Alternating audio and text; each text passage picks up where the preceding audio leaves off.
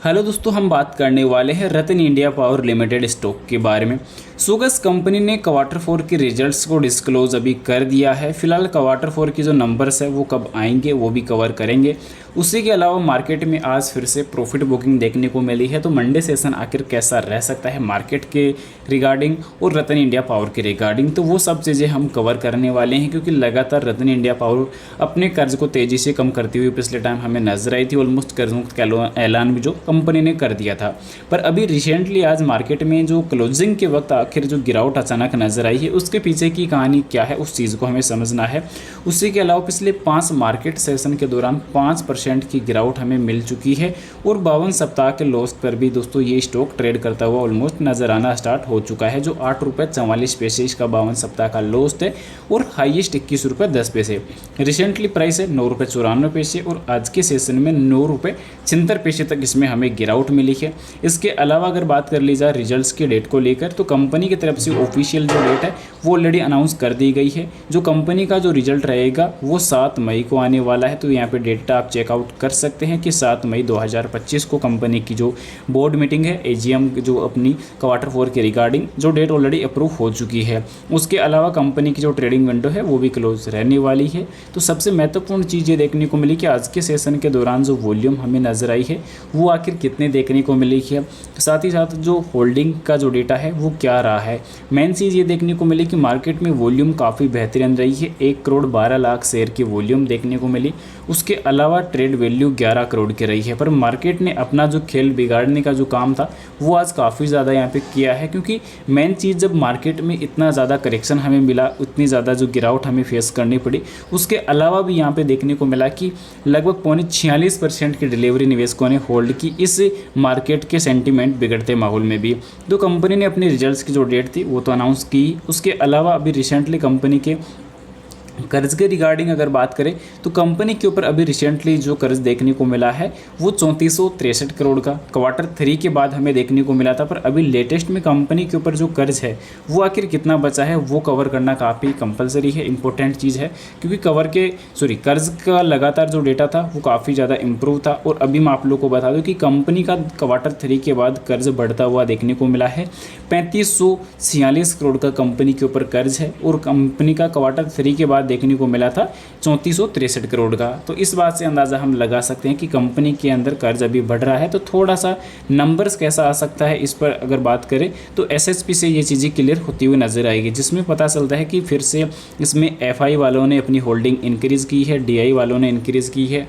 पर एक चीज़ महत्वपूर्ण देखने को मिली है कि जो अभी क्वार्टर 4 के जो एसएसपी देखने को मिली है सभी कंपनियों की, तो वहाँ पर देखने को मिला कि एफआई डीआई वालों ने अपनी होल्डिंग इंक्रीज़ की है। कुछ चुनिंदा शेयर को छोड़कर या कुछ चुनिंदा कंपनियों को छोड़कर अगर देखते हैं तो यहाँ भी ऑलमोस्ट सभी में अपनी होल्डिंग इंक्रीज़ हुई है। वापस से डीआई वालों ने भी अपनी होल्डिंग इंक्रीज़ की है। उसी के साथ साथ कंपैरिजन अगर देखा जाए तो कंपैरिजन अभी के टाइम कंपनी का टॉप 10 में नहीं है।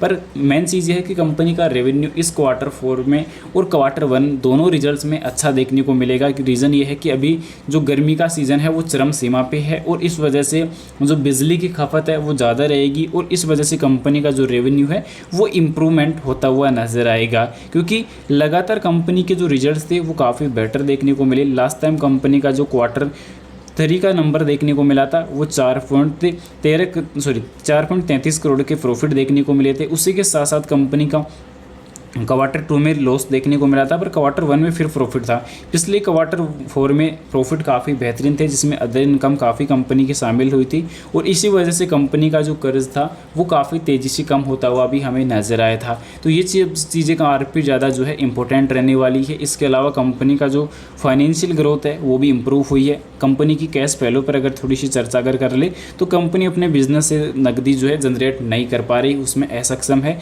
कंपनी को अपनी जेब से खर्च करना पड़ रहा है, तो ये थोड़ा वीक पॉइंट जाएगा। उसके अलावा कंपनी का आरओसी के ऊपर अगर बात कर ले तो कंपनी का आरओसी अभी 8% का है जो पॉजिटिव रहेगा। उसी के साथ साथ कंपनी की सेल्स ग्रोथ, प्रॉफिट ग्रोथ वगैरह पर भी अगर चर्चा अगर थोड़ी सी कर ले तो यहाँ पे देखने को मिलेगा कि पिछले 1 साल का रिटर्न अभी 8% ही पॉजिटिव है, पर प्रॉफिट की ग्रोथ 106% पॉजिटिव चल रही है।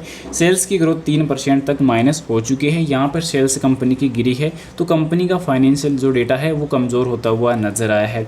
इसके अलावा कंपनी का जो एनालिसिस अगर देखते हैं तो वहाँ पे देखने को मिलेगा कि कंपनी का ब्याज एवरेज अनुपात कम है। कंपनी के जो लगभग 87% जो शेयर है प्रमोटर्स के पास गिरी हुई है। दूसरी चीज़ें देखने को मिली कि प्रॉफिट के अंदर कंपनी के अदर इनकम शामिल है। कर्जदार के जो दिन है वो हाई देखने को मिले हैं 224 दिन तक।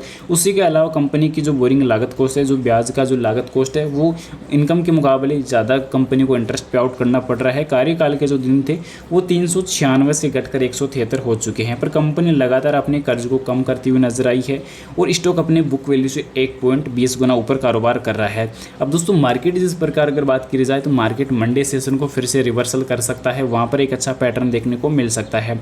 खासकर अभी इसकी यहाँ पे रत्न इंडिया पावर की अगर RSI इंडिकेटर पर अगर थोड़ी सी चर्चा अगर कर ली तो काफ़ी कुछ चीज़ें देखने को मिलेगी। पर यहाँ पे एक्सपर्ट की जो राय देखने को मिली है इस स्टॉक के ऊपर, तो उन पर क्या अपडेट है वो कभी भी कवर करना काफ़ी कंपलसरी रहेगा। तो यहाँ पर जो एक्सपर्ट की राय निकल के आई है इस पर थोड़ी सी बात करें तो यहाँ पर देखने को मिलेगा दलाल स्ट्रीट की तरफ से जो अपडेट देखने को मिली है, इसमें रेटिंग आप चेकआउट कर ले। फिलहाल कंपनी का जो डेटा रहेगा अपसाइड का बताया जा रहा है, डेटा आप टारगेट के तौर पर भी देख सकते हैं।